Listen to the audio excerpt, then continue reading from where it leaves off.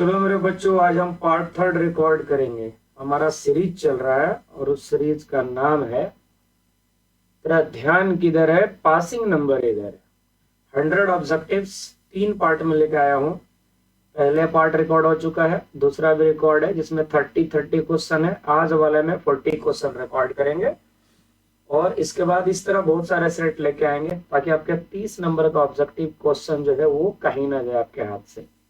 तो मैं समझा चुका हूँ, 100 नंबर में 30 नंबर ऑब्जेक्टिव, 30 नंबर प्रैक्टिकल, 50% तो पॉकेट में है। बाकी 50 नंबर के लिए तो आपको जी तोड़ मेहनत करने हैं। 61 क्वेश्चन स्टार्ट करते हैं। क्वेश्चन क्या है हमारा, थोड़ा सा इसे एडजस्ट कर लेते हैं पेन टैब को ताकि लिखने में परेशानी ना हो। ठीक है, क्वेश्चन है हमारा, एक कंपनी हैज, कंपनी क्या है सर? आंसर तो अगले पेज में है, आपके सामने आ चुका होगा। कंपनी सेपरेट लीगल एंटिटी भी होता है, परपेचुअल सक्सेशन भी होता है, लिमिटेड लाइबिलिटी भी होता है। तो आंसर गया D, all of the above. Actually ये कंपनी का कैरेक्टरिस्टिक्स था। ठीक है, हम चलते हैं 62 के तरफ। 62 क्वेश्चन पूछा है कि डिस्काउंट अलाउड कर रहे हो आप, डिस्काउंट अलाउड कर रहे हो खासकर तब जब शेयर का हो रहा है रीइशू, है ना। अगर आप शेयर को रीइशू करते हो तो रीइशू शेयर किसको बोलते हैं? जिस शेयर को हम क्या करते हैं, फॉरफिट करते हैं। जैसे मान लो 10 रुपीज का शेयर है, 7 रुपया मिल गया है, 3 रुपया नहीं मिला, इसका कॉल नहीं मिला, फाइनल कॉल नहीं मिला और आप शेयर को जब्त कर लिए। दोबारा शेयर को बेचोगे, ठीक है मेरे बच्चों, दोबारा तो बेचोगे। तो दोबारा जब इसे बेचोगे तो दोबारा तो ये सेकंड हैंड शेयर है, तो कुछ तो डिस्काउंट दोगे ना। तो मान लो दोबारा, क्योंकि आप शेयर छीन के ले आए, तो दोबारा भी शेयर तो आप 10 का ही बताओगे दुनिया वाले को। आप इसे दोबारा 8 रुपए में बेच रहे हो, 2 रुपए का डिस्काउंट दे दिए। सवाल है कि डिस्काउंट क्यों दिया जाता है, ये भी सोचो ना यार। पर शेयर आपने कितना छीना था? पर शेयर आपने 7 रुपए छीना था ना, है ना। 3 रुपया नहीं दिया तो 7 रुपए आपने छीन लिया उसका, उसी में से तो आप 2 रुपए का डिस्काउंट दे रहे हो। तो पूछा है कि डिस्काउंट अलॉट करोगे रीइशू करते समय फॉर फ्यूचर शेयर का, तो जाहिर सी बात है आप कौन से खाते को डेबिट करोगे? तो आंसर जाएगा शेयर फॉर फ्यूचर अकाउंट। ठीक है, अब आप पढ़े हो, बिना पढ़े तो ऑब्जेक्टिव सॉल्व करोगे नहीं, तो आपको तो पता होना चाहिए कि शेयर फॉरफिटेड, जब हम फॉरफिट करते हैं तो क्रेडिट होता है, जब रीइशू करते हैं तो डेबिट होता है। ठीक है, अगर इस पर कोई डाउट है तो कमेंट बॉक्स में लिख देना, इस पर भी हम वीडियो लेके आ जाएंगे। शेयर कैसे इशू होता है? शेयर पार पे इशू होता है, शेयर प्रीमियम पे भी इशू होता है, शेयर डिस्काउंट पे भी होता है। बट डिस्काउंट का जो शेयर है ना वो स्पेशल केस में होता है। कौन से केस में होता है? स्पेशल केस में होता है। और ये स्पेशल केस, अरे यार, अंडर सेक्शन 53 में स्वेट इक्विटी शेयर में चलता है, जो एम्प्लॉय को दिया जाता है। इसलिए आंसर हुआ डी, आंसर हुआ डी, याद रखिएगा। 64, जब आप शेयर फॉरफिट कर रहे हो तो आप शेयर कैपिटल को डेबिट करोगे, शेयर इशू करते हो तो कैपिटल क्रेडिट होता है, शेयर फॉरफिट करोगे तो डेबिट करोगे। कौन से वैल्यू पे डेबिट करोगे? मैं 1000 बार बच्चों को बोलता हूँ कि शेयर फॉरफिट जो होता है वो कॉल्ड अप अमाउंट पे होता है। कौन सा अमाउंट पे होता है?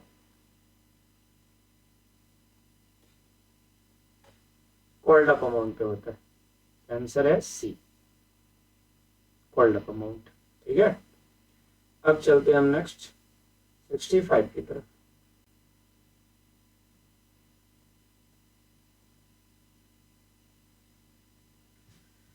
तो home dividend is given at a fix rate. Company जब डिविडेंड देती है, कौन से शेयर होल्डर को फिक्स रेट से डिविडेंड देती है? एक वो तो है, सबको पता है, preference share holder. B answer होगा। 66, maximum number of public company, maximum number of public company, no limit, ज्यादा दिमाग नहीं लगाने का। प्रोराटा अलॉटमेंट कब अप्लाई किया जाता है? ओवर सब्सक्रिप्शन में, final. 68, fix rate of interest on debenture, जब हम डिवेंचर पर इंटरेस्ट देते हैं कौन से रेट से देते हैं? फिक्स रेट से। ये 12, 15, 18 मत लगा देना, फिक्स रेट। क्वेश्चन में कुछ भी हो सकता है, 9, 10 कुछ भी, तो फिक्स रेट बोलते हैं। ठीक है, फटाफट करके खत्म करते हैं। 69 discount on issue of debenture. ये क्या है? फिक्टिशियस एसेट्स है भाई, मिसलेनियस एक्सपेंडिचर का पार्ट है। ठीक है, मिसलेनियस एक्सपेंडिचर का पार्ट होता है। फॉर ए कंपनी, अगर कंपनी कोई शेयर प्रीमियम पर या कोई डिवेंचर प्रीमियम पर इशू किया, मान लो फेस वैल्यू 10 रुपया है, उस पर सिक्योरिटी प्रीमियम 5 रुपया लिया गया, तो टोटल 15 हो गया। यानी इशू ऑफ डिवेंचर जो है वो प्रीमियम पे जा रहा है, हाँ या ना? तो क्या है कंपनी के लिए? कैपिटल प्रॉफिट है। 71 what is the nature of discount in issue of debenture.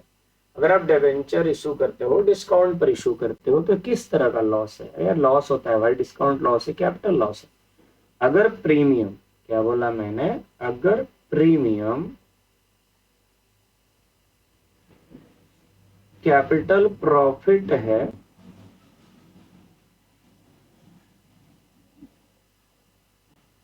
तो डिस्काउंट जो है क्या है? कैपिटल लॉस है। ठीक है, 72। अब 72 हिंदी में इधर है, इसका इंग्लिश पार्ट खोजते हैं।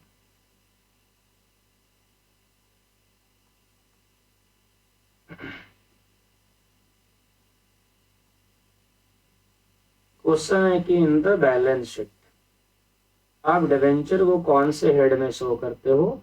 तो लॉन्ग टर्म लोन से, ऐसे बोलते हैं लॉन्ग टर्म बोरोइंग्स।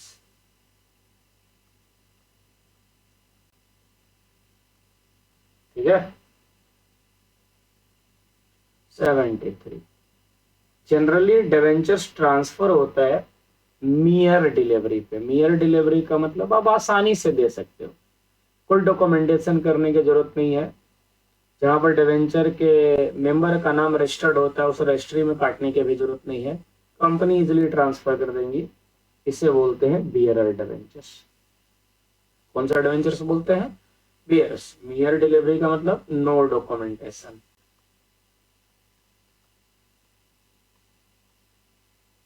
कोई डॉक्यूमेंटेशन का जरूरत नहीं। कंसिडरेशन ऑफ डिवेंचर, डिवेंचर जब खरीदिएगा तो क्या मिलना चाहिए? इंटरेस्ट मिलना चाहिए।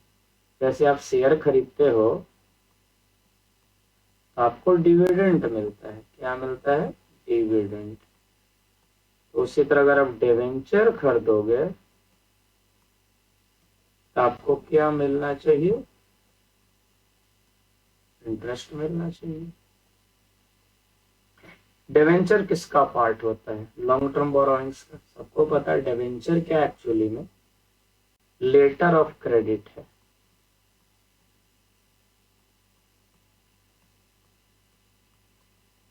ऋण पत्र, उधार का पत्र है। जैसे बहुत सारे पत्र होते हैं, लेटर होते हैं जिसमें कुछ ना कुछ लिखा होता है, उस तरह डिवेंचर जो है वो भी यही है। ठीक है, 76 प्रीमियम ऑन रिडम्पशन और डिवेंचर। रिडम्पशन समझते क्या होता है? आपको रिडम्पशन समझना पड़ेगा मेरे बच्चे। जैसे मान लिया आपने 100 रुपया का एक डिवेंचर इशू किया और आपने बोला कि 5 साल के बाद, आफ्टर 5 ईयर, आपको हम 105 रुपया देंगे। तब तो 5 रुपया एक्स्ट्रा दोगे ना घर से, 5 रुपीज दोगे कि नहीं दोगे? ये 5 रुपीज क्या है? प्रीमियम ऑन पर्सनल रिडम्पशन और डिवेंचर क्या? Personal account. 77 the balance of discount on issue of debenture. अगर आपने कोई डिवेंचर इशू किया, डिस्काउंट पे इशू किया, तो बैलेंस शीट में कहाँ शो करो? देखो यार, पहले तो एसेट साइड में जाता था, मिसलेनियस साइड में, लेकिन नया रूल 2013 के बाद इसे लायबिलिटी ही साइड में लिखा जाता है। लायबिलिटी साइड में जो रिजर्व का हेड होता है ना, रिजर्व एंड सरप्लस का, उसी में से माइनस करके दिखाया जाता है। ठीक है। 78 debenture can not be redeem. आप पढ़े होंगे रिडम्शन। रिडम्शन में डिवेंचर या तो पार पे रिडीम होता है या प्रीमियम पे रिडीम होता है। ठीक है। तो किस पे रिडीम नहीं होता है? डिस्काउंट पे रिडीम नहीं होता है। सी आंसर होगा। 79 हम आगे वाले पेज में देखते हैं।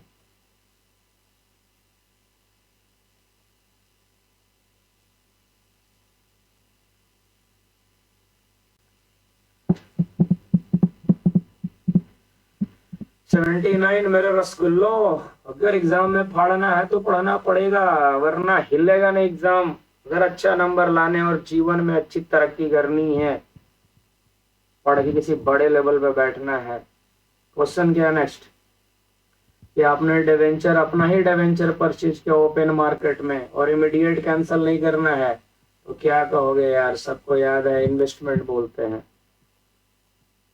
सिंकिंग फंड इन्वेस्टमेंट कौन सा बैलेंस शो करता है? इन्वेस्टमेंट लगा तो जाहिर सी बात है डेबिट बैलेंस शो करेगा। आंसर ए है। 81 अगर आपने सिंकिंग फंड इन्वेस्टमेंट किया, उसका कोई इंटरेस्ट आ रहा है, तो वो कहाँ जाएगा?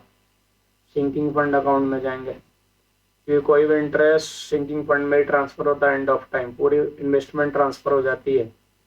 सिंकिंग फंड का इंटरेस्ट आता है सिंकिंग फंड इन्वेस्टमेंट में, और बोला है कि कहाँ क्रेडिट किया जाएगा? सिंकिंग फंड में जाएंगे।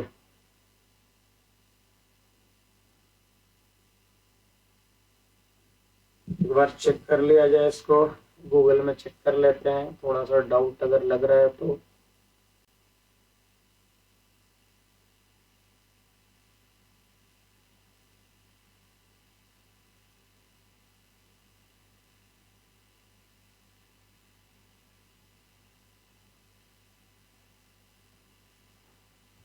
Sorry, sinking fund investment.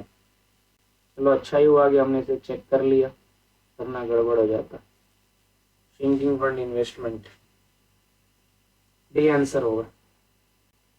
Sinking fund investment एक तरह का क्या है? ये 82 में जाएंगे अगले पेज में। वैसे इन्वेस्टमेंट एक्चुअली क्या है, ये देखते हैं, एसेट की कैटेगरी में आता है, इसमें कोई डाउट नहीं है।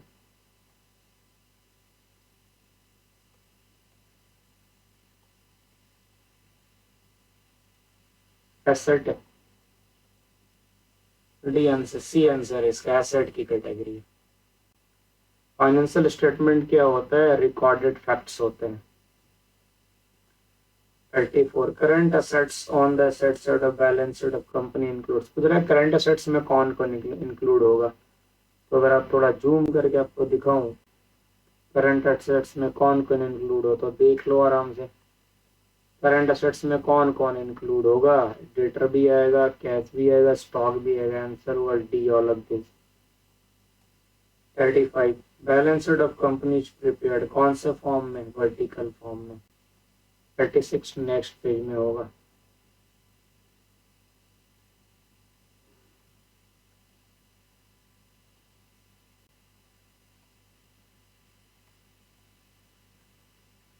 अगले क्वेश्चन क्या है? 86 का देख लो, तेरे सामने है। Amount set aside to meet loss due to bad debts. अच्छा, आपके पैसे डूबने वाले हैं, बैड डेट्स होने वाले, हुए नहीं है, और ये अमाउंट आप सेट कर रहे हो कि हो सकता है, तो क्या बोलते हैं? Provision.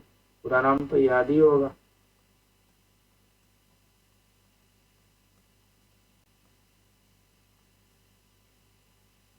Provision for bad debts. 87 under which the heading of balance sheet. Balance sheet के कौन से हेड में जनरल रिजर्व दिखाते हैं? सबको पता है, reserve and surplus. Vertical analysis is also known as, vertical analysis को और कौन नाम से जानते हैं? स्टैटिक एनालिसिस बोलते हैं। Analysis of financial statement includes. अब 89 क्वेश्चन तो नेक्स्ट पेज में होगा, तो हमें नेक्स्ट पेज की तरफ जाना पड़ेगा। 89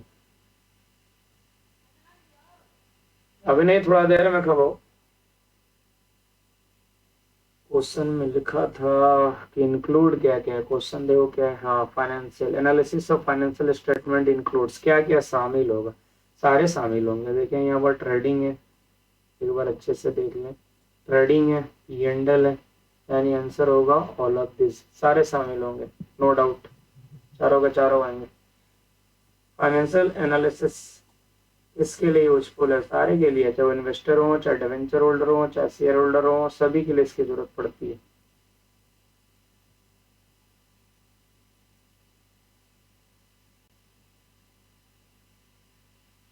अगर मैं 91 की बात करूँ तो vertical analysis is known as statics, अभी जस्ट मिला था, क्वेश्चन रिपीटेड है। 92 इंटरप्रिटेशन ऑफ फाइनेंशियल स्टेटमेंट, क्या क्या इंक्लूड होता है इंटरप्रिटेशन के अंदर, ऑल जाएगा। Criticism, comparison, trend study, trends, conclusion, all of this. 93 question है, अगले पेज की तरफ चलते हैं। 93 में क्या क्वेश्चन है हमारा, देखते हैं।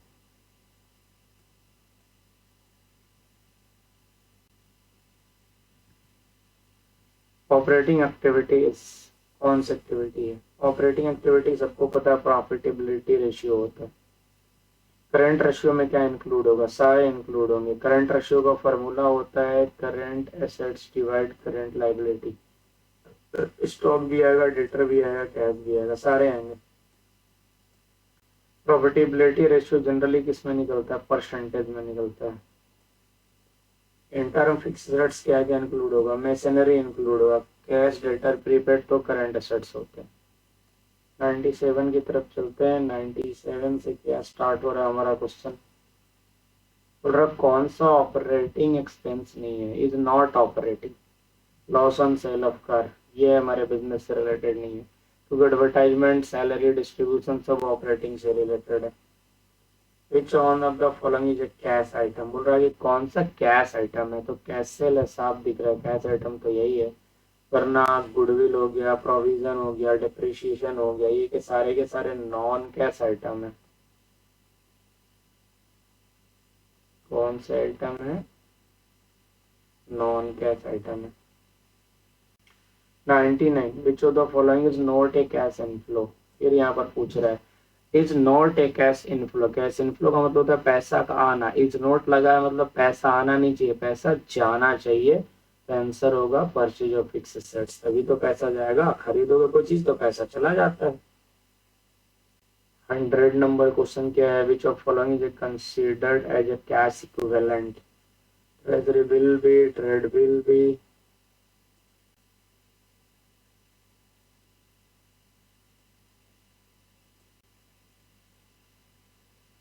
इसके ऊपर में क्वेश्चन है जो ऑप्शन है। अगर मेरे हिसाब से चलेंगे तो वैसे तो ऑल ऑफ दीज दिख रहे हैं, लेकिन मैं जितना पढ़ा हूँ कैश फ्लो के अंदर, कमर्शियल बिल, ट्रेड बिल तो लिखा नहीं रहता है, शॉर्ट टर्म लिक्विड इन्वेस्टमेंट यहाँ आना चाहिए 100 में। वैसे ऑल ऑफ दीज हो सकते हैं, ट्रेड बिल भी आ सकते हैं, पर एक बार देखते हैं इसके आंसर कहीं दे रखा है तो नहीं, नहीं दे रखा, चेक करना पड़ जाएगा। बट मेरे हिसाब से फिलहाल जो मैं चैप्टर में देखा हूँ लिक्विड शॉर्ट टर्म इन्वेस्टमेंट, तो मैं यहाँ पर लिख देता हूँ, थोड़ा सा आप गूगल वूगल करके एक बार चेक कर लेना डाउट के हिसाब से, बट मेरे हिसाब से सही है, लिक्विड शॉर्ट टर्म इन्वेस्टमेंट होगा। कोई जरूरी नहीं है हर जगह ऑल ऑफ दीज आपको लगाया जाए, ठीक है।